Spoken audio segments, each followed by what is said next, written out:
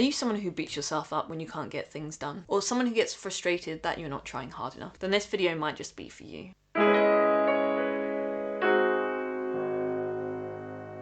If you've not seen one of my videos, I wanted to do a quick introduction. My name is Lee. I run Through the Noise Coaching, a leadership coaching business focused on neurodivergent leaders and entrepreneurs, because I'm really passionate about getting people who are neurodivergent where they need to be. I'm in this category myself. I'm an ADHDer and I've grown up around neurodivergence, and a lot of my thinking has been shaped by that experience. Now, I started this video by asking if you're someone who gets frustrated that you could be working harder. And you don't have to be neurodivergent to feel this. I think it's just something that affects us on a more common basis. We've grown up in a world that doesn't accommodate us, and so we've had to try extra hard just to adapt to that. If you're someone that's used to working hard already, regardless of whether other people recognise that or not, you might think to yourself, well, working hard is what's got me to where I am today, so I'll just continue to work hard and work harder to keep moving forwards. But that's not always the best approach. You see, we're not infinite reserves of work, and Lee, yourself, take notice of this. We have so much to give, and we keep pushing and we keep pushing and we keep giving that, but we have not infinite reserves of work. And if we keep pushing too hard, then it's very easy for us to get to the point of burnout. And you know what happens when we hit burnout?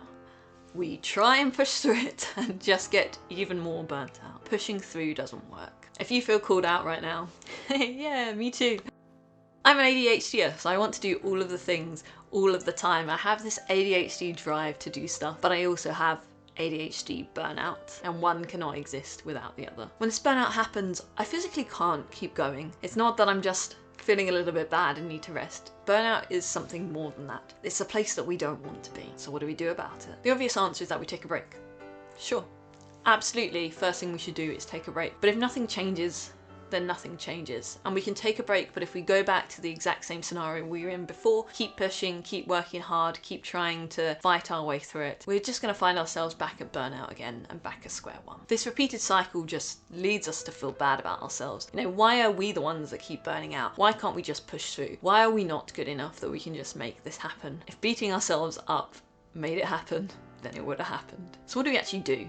Well, the answer is we stop judging ourselves based on others' expectations. We stop trying so hard to try and be this unrealistic expectations, and we start working with our brains instead. So I'll give you an example. You may have heard me mention just once or twice that I have ADHD. And ADHD comes with a lot of good parts, but one of the parts that frustrates me the most is executive function. Days at my executive function is running on empty. Now, if you don't know what executive function is, I like to borrow some concepts from spoon theory, which is talking about how you have a certain allocation of spoons for energy, and as you go through the day, then each of these tasks that you do cost spoons of energy and you might run out. And it's often used to describe chronic illness or people that have lower energy. And we can borrow these concepts to explain executive function. So let's start with defining what executive function is. In a nutshell, it's the juice that you need to get going and doing things. Harvard Center on a Developing Child describes it as the mental process that enables us to plan, focus attention, remember instructions, and juggle multiple tasks successfully. And if you're neurodivergent, then you may well relate to a struggle with executive function. So going back to the spoon analogy, every day I wake up with a certain amount of executive function spoons. And it's not the same every day. A number of things could affect it, like how well have I slept the day before, how busy have I been, how much energy do I have, that could all affect it. And as I go through the day and I have to self-regulate, I have to get myself to do things, then each of these costs an executive function spoon. Some things are really cheap. Things I like doing are really cheap, maybe even free. Some things are really hard, even if it's a simple task like just go do the washing up. That can cost a lot of executive function spoons. And when I run out of spoons, that makes it really hard to get something done. But it doesn't mean I can't. Now, I could sit at my desk and force myself to push through. The problem is I go into spoon debt, and any debt, of course, has interest. And so the next day I'm probably going to end up with less spoons to use. Even if the impact isn't immediate, this all builds up over time and reduces the overall spoons. Some days I just start with very little spoons. And that means that the day's going to be hard. That means I'm not going to be able to executive function a lot. And I can try and just work harder, but I'm going to get myself further and further into the debt. So what do I do instead? Well, I start working with my brain. I realise I'm having a bad executive function today.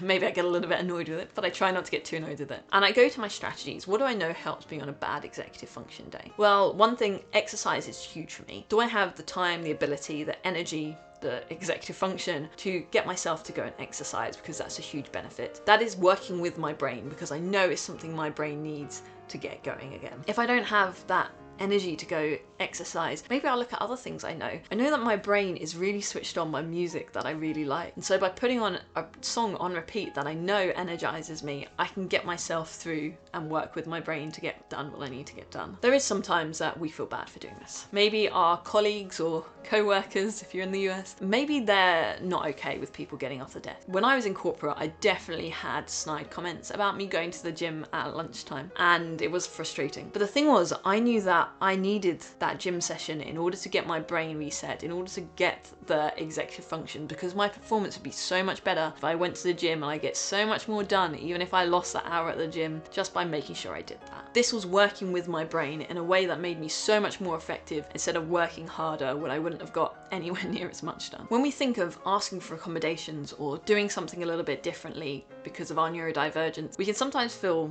guilty or like we're asking for something special, when in reality it's what we need to work at our best, to deliver our best performance. This isn't an inconvenience, this is enabling us to be the best that we can be. And our best is worth it. And let's be honest, accommodations that make things better for people that are neurodivergent make things better for everyone. And so we shouldn't feel guilty about doing what we need to do to work with our brains. It's also important to recognize though that you are working with your brain, and you might have spent this video nodding along like, yes Lee, my brain works exactly like you and I'm going to try the exact same strategies that work for you. And it may work great, but your brain is its own beautiful uniqueness that works in its own special way. And so you have to find the strategies that work for you, and don't feel bad if something that works for my ADHD brain does not work for your ADHD brain. Because you've had your whole life so far with this brain of yours, and you've got your whole life ahead of you with it as well. Wouldn't things work a lot more effectively if the two of you could just work together better? So try things, try strategies. Even if you don't think you're neurodivergent at all, or maybe you have ADHD and you're sure you don't have autism, try strategies for these different neurodivergences, because you could be surprised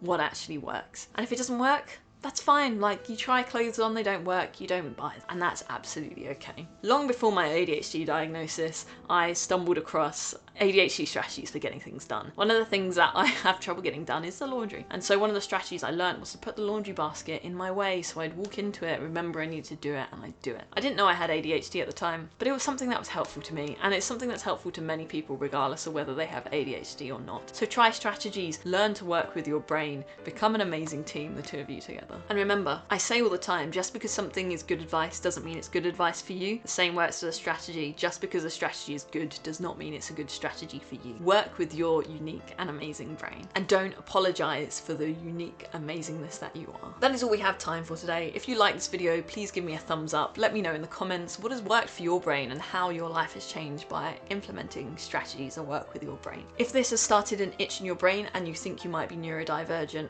I run coaching sessions to process that, especially with how that works with your career and your business. And you can see my website, ttncoaching.com, to see some potential things that we offer. If you like this video, please hit subscribe.